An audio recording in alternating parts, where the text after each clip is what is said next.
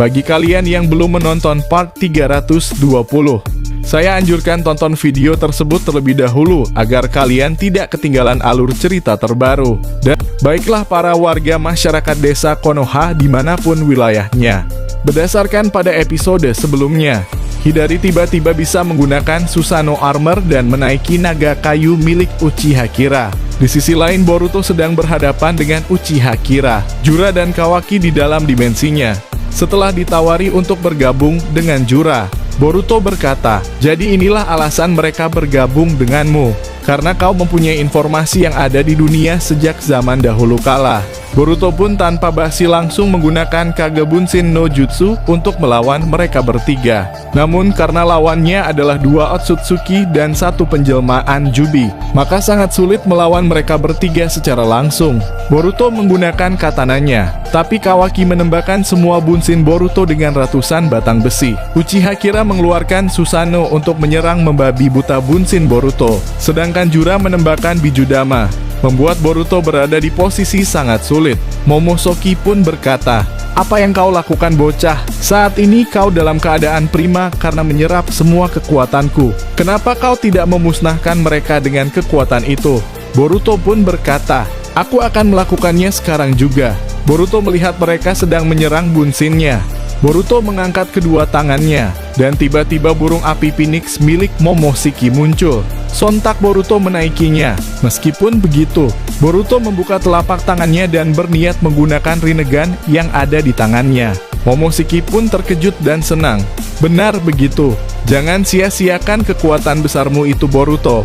Dengan Rinnegan yang ada di tangannya, Boruto menyerap para musuh-musuhnya. Uchiha Kira mampu menahan daya tarik Boruto dengan Susanoo-nya, sedangkan Kawaki memegang Susanoo Uchiha Kira. Namun berbeda dengan Jura, di dalam dimensi itu dia semakin dekat dengan Rinnegan Boruto. Dia perlahan-lahan mulai terserap ke tangan Boruto, di mana dia mungkin akan menjadi pil cakra seperti siluman Sumiaka yang lainnya. Jura pun berkata lewat tanda cakarnya, "Hidari, aku butuh bantuanmu. Jika kau tidak datang, mungkin aku akan mati." Hidari yang mendengar itu berkata, "Baiklah." Tapi sebelum Hidari ke tempat Jura, Jura berkata, "Kalau bisa kau bawa tumbal manusia ke sini."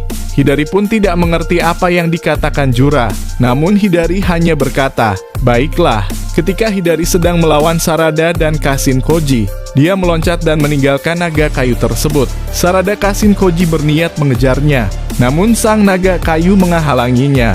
Yang ternyata Hidari mengincar Eida yang tidak bisa bertarung. Eida pun tidak tahu harus berbuat apa. Di sisi lain, Bunshin Boruto sedang melindungi tubuh Sasuke dan Naruto. Pada akhirnya Hidari membawa Eida bersama dirinya. Eida pun berteriak, "Boruto, selamatkan aku."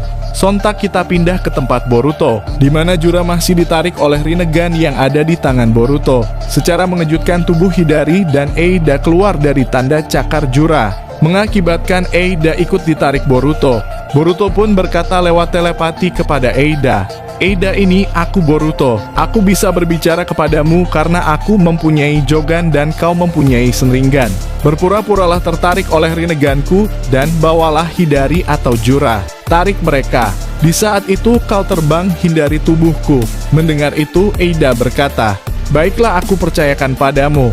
Eida pun memegang Jura dan menariknya agar menuju ke Rinnegan Boruto. Saat Eida di depan tangan Boruto, Eida menghindarinya, dan tangan Boruto menyentuh punggung Jura. Boruto pun langsung mengekstrak tubuh Jura agar menjadi pil cakra. Namun hal tak terduga terjadi. Tiba-tiba tubuh Jura meledak, membuat semua orang tidak mengetahui apa yang terjadi. Boruto pun berkata, "Sialan, apa yang terjadi? Padahal aku belum mengekstrak tubuhnya menjadi pil cakra." Dan muncullah kubus balok di mana-mana. Boruto segera menarik Eida dan menjauh dari tempat itu. Setelah perlahan-lahan asap menghilang, ternyata Jura membangkitkan Sukuna Hikona atau Dojutsu Kokugan di telapak tangannya. Ini membuat Boruto dan yang lainnya kaget. Kenapa seorang jelmaan Jubi bisa membangkitkan Dojutsu Kokugan di telapak tangannya? Ini seperti Otsutsuki saja. Jura pun mengatakan kepada Boruto, "Sudah kubilang Otsutsuki Boruto. Ketika aku diambang kematian di depan Rinneganmu, ada beberapa detik dari dalam tubuhku menggali informasi Isiki secara drastis. Dan ternyata muncullah informasi Dojutsu Kokugan yang dimiliki oleh Isiki Otsutsuki. Aku pun tak menyangka mata ini tumbuh di tanganku, walaupun aku menginginkan di mata kiriku, karena Rinneganku telah kau ambil. Setelah gagalnya melenyapkan Jura, Boruto berkata, "Eida ini tidak baik, kau harus pergi dari sini." Boruto pun membuka portal dan menyuruh Eida pergi dari dimensi Boruto. Namun Hidari berkata, "Jura, sepertinya aku ingin sekali memiliki mata yang dimiliki wanita itu. Aku akan mengincarnya." Jura pun berkata, "Oh, senringan itu. Baiklah, kau kejar saja dia. Aku akan menghadapi Otsutsuki Boruto." Hidari pun kembali ke desa melalui tanda cakarnya. Kawaki yang melihat itu berkata, "Aku akan mengikutinya." Dan dimensi itu hanya ada Jura dan Uchiha Kira yang akan melawan Boruto. Kemudian kita ke tempat desa Kumogakurai, di mana Sarada dan Kashin Koji akhirnya bisa mengalahkan naga kayu raksasa itu. Namun mereka berdua benar-benar sudah kelelahan. Sarada pun berkata, "Paman, aku benar lelah setelah mengalahkannya, dan aku tak percaya Garaga sudah mati karenanya.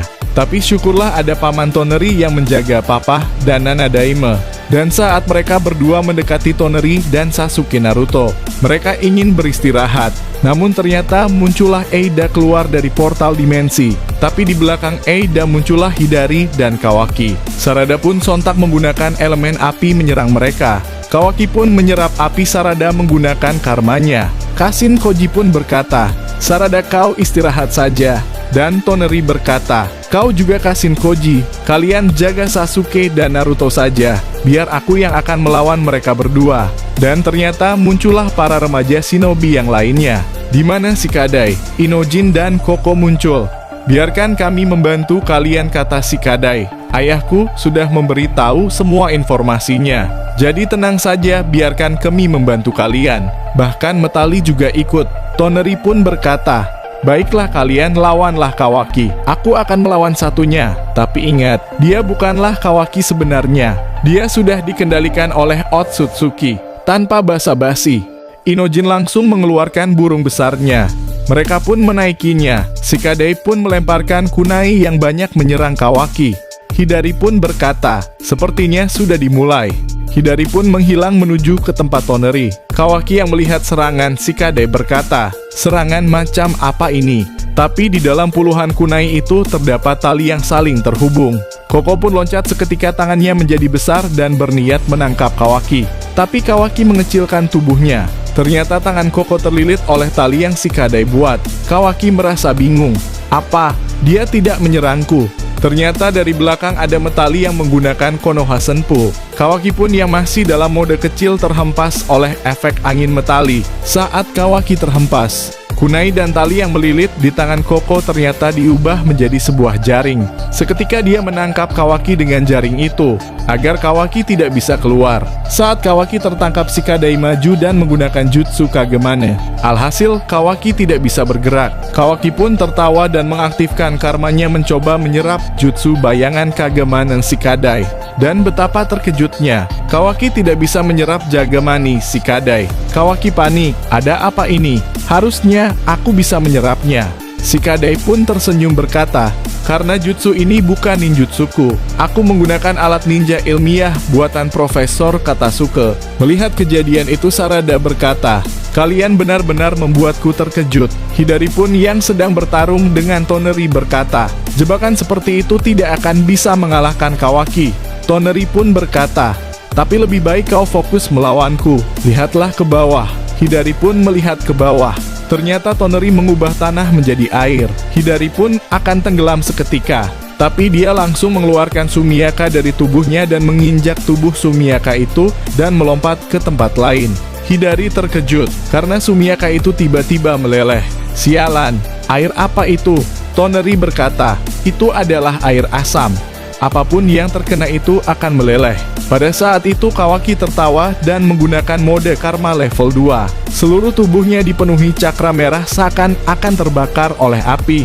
Dan Jutsu Kagemane lenyap di hadapan Kawaki. Hidari pun secara mengejutkan menyicongkel mata Rinnegan-nya dan memberikan kepada Jura lewat tanda cakarnya. Jura pun menerima mata Rinnegan itu dan memakai di mata kirinya.